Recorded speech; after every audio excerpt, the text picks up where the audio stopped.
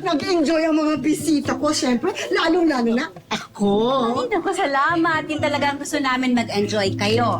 Uy, salamat talaga. Alam mo, malaking bagay na dito ko sinelebrate yung birthday ko. At siyempre, nakasama kita. Di ba?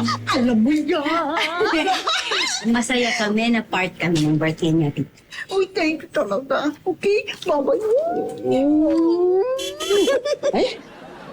Ay, ganyan na. Okay, nag-iinip na yung mga matatanda. Uy, magkita tayo ulit. Sabihin ko lang. Talaga ha? Alam mo yan.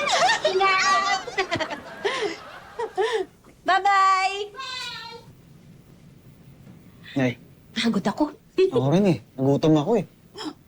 Alam mo kung anong masarap. Ano, Nay? Gumawa ka ng sandwich. Lagyan mo ng peanut butter. At saka yung marmalade. Wala na yung marmalade. Ah, bakit? Kinuha ni Tito Sharon, pinabigay sa mga bisita niya.